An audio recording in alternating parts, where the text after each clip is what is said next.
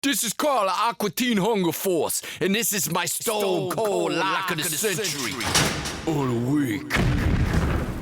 The Carolina Panthers are 8-0, mainly because they played Tampa Bay like 5 times already this year, but they also got Cam Newton single-handedly willing them to victory. Look at who they got lined up at wideout. Ted, oh no, not again, Jr., and Devin, how you gonna funches this one up? I mean, these bozos got hands like the metal claw from one of them claw machines down at AC Beach. I spent $80 trying to get an iPad out of one of them, and it comes out and it's filled with gummy bears. Just imagine how good the Panthers could be if Cam Newton could throw the ball to someone more athletic, like, I don't know, Cam Newton. Look, I know there's ethical considerations about cloning. I'm with you. I don't want no T-Rex running around with Mussolini's brain, but surely the multiple Cam Newton argument trumps any moral concerns. Think about it, Ben Carson. Plus, I might need a new Cam Newton liver in a few years anyways. I can already see my fingers turning yellow. Could be dried wing sauce, could be I'm turning Japanese.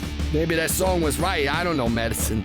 Look, Titans fans, you better start praying for a second coming of the Music City Miracle. Cause the only way your 2-6 squad is beating Carolina is if God comes down and swats some passes at the line. The Carolina Panthers are Carl's stone cold lock of the century. Or the week.